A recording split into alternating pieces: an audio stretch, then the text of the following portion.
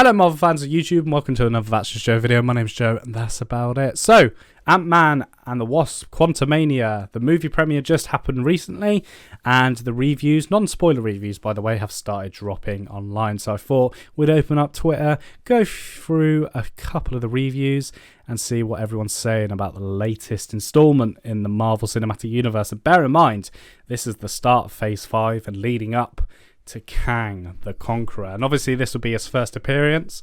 Obviously you can say Loki, but that was He Who Remains. That was a variant of Kang and everything. But anyway, let's not get into it. Well, let's get into it, but the review. So, big screen links. Ant-Man 3, I'm going to call it that, kicks off Phase 5 of one of the MCU's most fascinating entries.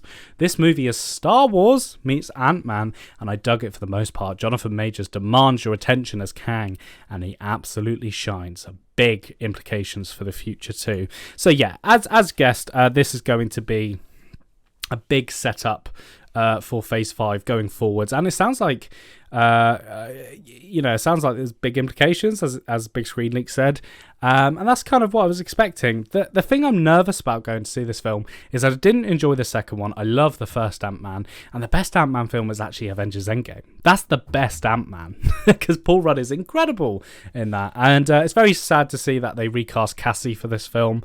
I thought the very few minutes we saw the original actor playing Cassie in Endgame was great, but hey, let's see what this new Cassie's like. So another review, this is from Rayan. Ant-Man 3 is a visual voyage. Kang steals every scene. The film is a course correction and expansion on what made the MCU special. The script is smartly written, using family as its core. Yes, and balancing the comedy well. Massive implications for the greater MCU. Did I just read that one? I didn't, did I?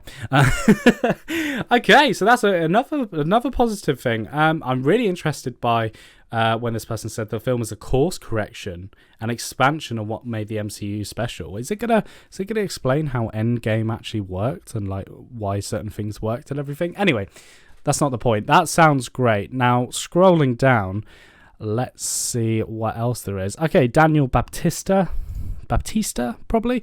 Ant-Man 3 is a solid yet overly ambitious start to the next phase of the MCU. Jonathan Majors is an absolute force as Kang and the new king of the multiverse. The final battle is astonishing, but I really miss the comedic charm throughout. So it looks like we're not getting that much comedy as we had in the first two of Ant-Man and the Wasp, Quantamania. But to be honest, watching the trailers and clips, this seems really dark, and I kind of like that idea, putting this very light and funny and bubbly character into his darkest story yet. And obviously this is the beginning of Phase 5, so it's huge. This is setting up Kang the Conqueror. By the way, I don't think this is Kang the Conqueror. I think this is a variant. Once again, he's going to die at the end, and they're like, yeah, we defeated the big bad guy, but nah, there's a Kang out there that is far worse than this guy.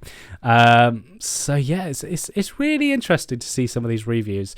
I'm gonna find one more review to read. Shabazz, the movie podcast. Ant-Man 3 shows us that Kang is here to dominate. Okay, let's get it out of the way. Jonathan Majors is incredible in this film by the sounds of it, and that's what I was hoping for. Jonathan Majors is a very talented actor.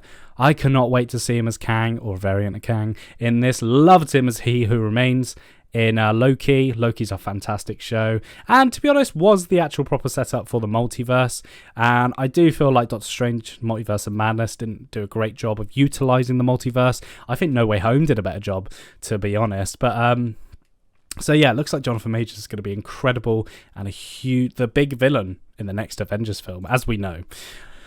It works best when the team is together, but pacing and story suffer when they're apart. Wish this stuck with me more. So again, just it's not sticking. It's not sticking with people, this film. I think Jonathan Majors' performance will, and by the sounds of it, Paul Rudd's performance. Obviously Ant-Man will, but it doesn't look like it's sticking the landing like the second one.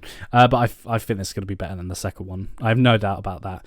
Let's read one more. Jermaine Lucia, the best Star Wars movie since 2018 is Ant-Man 3. It's a huge sci-fi adventure with gorgeous world building that feels almost little unmarvel and how much world building there is.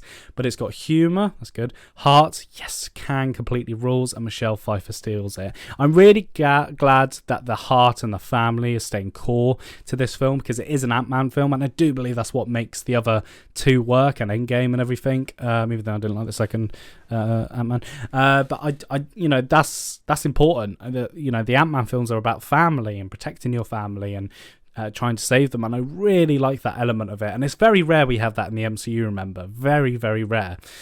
So yeah, that's a couple of the reviews from the recent screening of Ant-Man and the Wasp: Quantamania. I fucking hate that title. Hopefully we understand why it's called Quantamania. I mean, it does have Ant-Man in the poster. I know Quantamania is quantum realm and everything, but I think this film's going to explain it a little bit more. It's a bit like Multiverse of Madness, isn't it? It's Quantamania, but we'll see. Anyway, guys, what do you think? Are you excited for this film? Are you not excited? What do you think of these reviews coming out of the fold? Let me know in the comments below. Make sure you like the video, subscribe to the channel. Thanks for watching. I've been That's Just Joe. That's about it.